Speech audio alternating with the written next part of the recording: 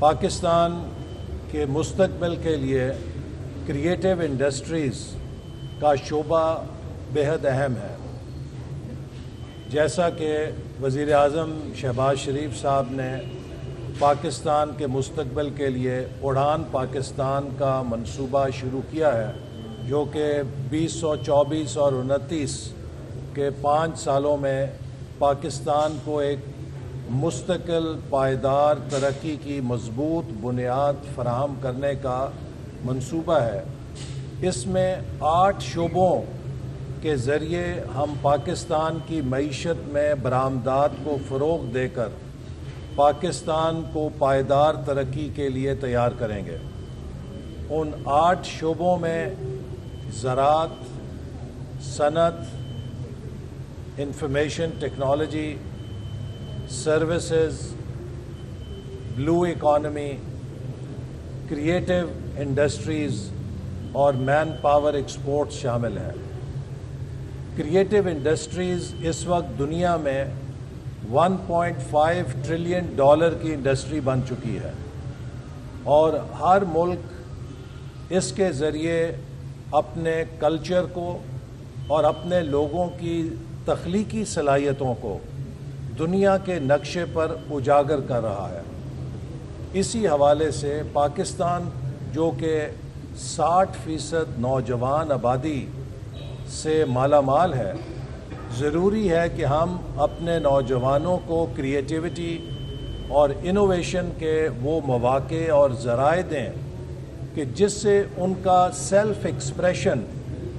ہمارے ملک کی ثقافت، ہمارے ملک کے کلچرل ہیریٹیج اور ہماری ملک کی آئیڈینٹی کو دنیا کے سامنے پیش کر کے پاکستان کے لیے بھی ایک مضبوط برانڈ کی صورت میں وہ کنٹریبیوٹ کریں، اور اس شعبے کے ذریعے وہ پاکستان کی معیشت میں ایکسپورٹس کو فروغ دے کر اپنا حصہ ڈالیں. پاکستان کے لیے مستقبل میں سب سے بڑا چیلنج یہ ہے کہ ہم $30 ارب کی ایکسپورٹ سے $100 ارب کی ایکسپورٹ میں کتنے سالوں میں پہنچیں گے. اگر یہ سفر ہم نے اگلے 8 سالوں میں طے کر لیا تو ہم کامیاب ہوں گے، اور اگر ہم نے اس میں 15 سال لگا دیے تو ہمارا مستقبل بہت مشکلات میں گھر جائے گا. تو اسی لیے ہماری سب سے بڑی ترجیح اور پرائرٹی یہ ہے کہ ہم اپنے نوجوانوں کو وہ ہنر دیں، وہ صلاحیت دیں جس سے وہ پاکستان کی ایکسپورٹس کے اندر اپنی صلاحیتوں کو جھونک کر پاکستان کو لیپ فراگ کر سکیں. اور اس مقصد کے لیے حکومت سب سے زیادہ توجہ نوجوانوں کی تعلیم، سکلز پر دے رہی ہے. سالانہ 2 لاکھ نوجوانوں کو IT سکلز کی تربیت دی جائے گی تاکہ وہ ڈیجیٹل اکانومی کے لیے پاکستان کو آگے لے جانے کے لیے اپنا کردار ادا کر سکیں. اسی طرح جو ملک میں آرٹ کلچر ہے اور ہمارے ڈیزائن ہے، ہماری فلم انڈسٹری ہے، ہماری ڈرامہ اور موویز ہیں، ان سب کو پروموٹ کر کے بھی ہم پاکستان کی ثقافت کو عالمی سطح پہ لے جانا چاہتے ہیں. اس مقصد کے لیے حکومت نے ایک ڈبنگ فیسلٹی اسلام آباد میں قائم کی ہے تاکہ ہماری جو پروڈکشنز ہیں، چاہے وہ ڈراماز ہیں، چاہے وہ موویز ہیں، ان کو فورن لینگویجز میں ڈب کر کے ہم پروموٹ کریں اور پاکستان کی ثقافت کو، پاکستان کے سافٹ امیج کو ہم دنیا کے سامنے پیش کر سکیں. مجھے خوشی ہے کہ نیشنل کالج آف آرٹس کے طلباء اور طالبات اب ڈراماز میں، ویڈیو پروڈکشن میں، اینیمیشن میں، ڈیزائن میں اور اسی طرح آرکیٹیکچر کے اندر اپنی تخلیقی صلاحیتوں کے ذریعے پاکستان کی کریٹیو اکانومی میں اور کریٹیو انڈسٹری میں بہت اہم کردار ادا کر رہے ہیں. اس مقصد کے لیے میں انہیں یقین دلاتا ہوں کہ ہم نے پچھلی حکومت میں بھی نیشنل کالج آف آرٹس کے لیے خطیر منصوبہ منظور کیا تھا تاکہ اس کے انفراسٹرکچر کو بہتر کیا جائے، اسٹوڈنٹس کے لیے فیسلٹیز بہتر کی جائیں تاکہ یہاں پر اسٹوڈنٹس اچھی طرح کام کر سکیں۔ اور اب بھی ہم کمیٹڈ ہیں کہ اس ادارے کو انشاءاللہ ایکسپینڈ کریں گے تاکہ ہمارے نوجوانوں کی جو کریٹو صلاحیت ہے اس کو ہم ابھار سکیں۔ اور یہاں پر میں یہ کہنا چاہتا ہوں کہ آرٹ اور کلچر وہ ذریعہ ہے جو ہارمنی کو فروغ دیتا ہے، جو چیزوں کو ہارمنائز کرتا ہے۔ اور ہمارے معاشرے میں جو نفرتیں ہیں، جو پولرائزیشن ہے، جو ایک دوسرے کا عدم برداشت ہے، اسے ختم کرنے کے لیے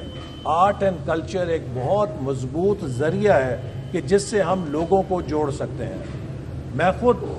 اس انتہا پسندی کا نشانہ بنا ہوں اور مجھ پر جو قاتلانہ حملہ ہوا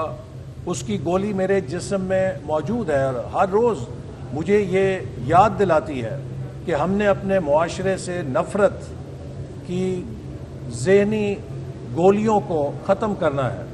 یہ جو ذہنوں میں نفرت کی گولی بھری جاتی ہے یہ انتہا پسندی کے رویوں کو جنم دیتی ہے۔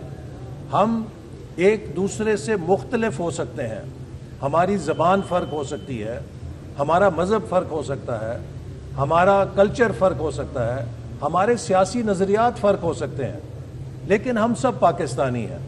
اور ہمیں ایک دوسرے کا بحیثیت پاکستانی احترام کرنا ہے۔ کوئی پاکستانی دوسرے پاکستانی سے کم درجے کا نہیں ہے۔